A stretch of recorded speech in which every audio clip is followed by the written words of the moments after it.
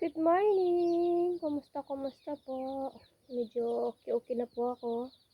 Hindi na po masakit yung ulo ko kasi maaga pa dito. Ewan ko mayang hapon. Mag-i-8 pa ng umaga dito, malamig. Maganda yung panahon. Ayan, medyo makulimlim ang panahon. Ayan. Dito ako ngayon sa naglagay ako ng pagkain ng manok. Hindi ko naman po ito alaga, pero naawa lang kasi ako sa kanila kasi wala yung amo nila. Pinakain ko na lang po. Dito po yan sa sa bayaw ni asawa. Wala sila dito. Kaya hindi lang man nila ako sinabihan na pakainin ko, lagyan ko ng tubig.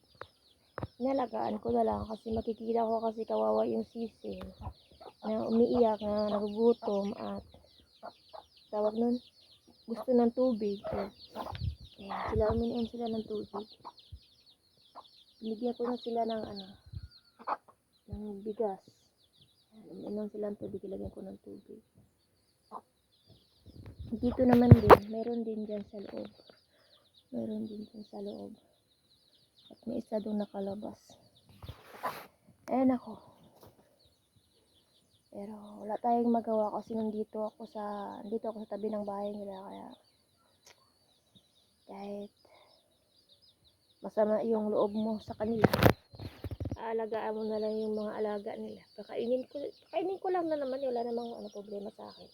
Pakainin ko lang at lagyan ng bigas, lagyan ng tubig, ayun lang. Sabi nga nila, ialis ko daw yung, sinabihan yung anak ko na ialis daw yung takip, yung kulungan ba. Sabi ko, huwag mo na ialis yung kulungan kasi ayaw ko rin na pagkahapon hanapin ko yan. Hayaan mo lang ganyan, pakainin na lang natin kasi meron din doon, kaya lang gusto ko na yung pinto ng bahay na, kaya nakalabas na sila. Gagawin mo, punta dito yung pamangkin niya asawa. Sabi niya yung manok daw. Sabi ko, yung manok nialagaan ko naman kahit hindi niya ako sinasabihan. Sabi ko gano'n. Hindi naman ako kabait, hindi naman ako di ba mga kababayan? Hindi naman talaga ako mga kababayan. Malambot yung puso ko. Pero nila ako, pero niyaan ko lang. Hindi naman nila ako ginaano. Yung lang ba? Yung may mga masasabi sila na hindi ko niyaan ko na lang sila. Kasi yan nila, bunganga nila yun, di ba? Bunganga nila yun. Kaya hayaan natin sila. Wala naman tayong ginawang masama. Kaya yan. Lalaki din yan. Yung manok na to, sa pamangkin ni asawa, nandun sila ngayon sa bahay nila. Dinala nila dito isang araw yata yun. First week yata ng April, dinala dito. Nandun sila sa bahay nila at pumunta din yung nanay niya doon at saka yung kapatid niya. Sino mag-alaga? Na ngayon? 2 araw na sila wala dito. At tayong magawa kasi nandito naman tayo, kaya alagaan na lang natin. Kasi hindi din natin alagaan, tayo rin ang masama. Diba mga kababayan? Kaya kahit hindi na tayo pinagsasabihan, kaya gawin na lang natin. Yan mga kababayan.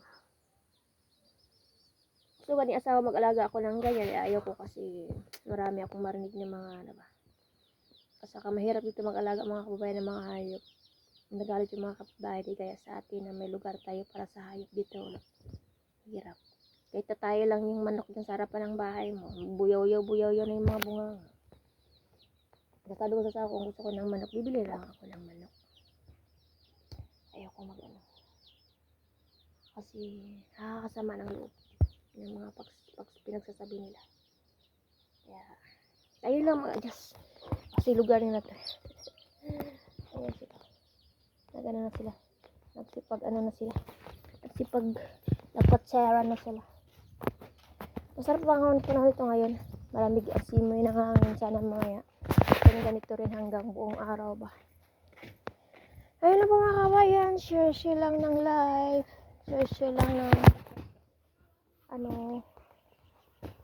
share lang tayo. Share lang ako ng mga pangyayari. Ito para oras. Minsan ko ito. Ay wala siyang tatlo.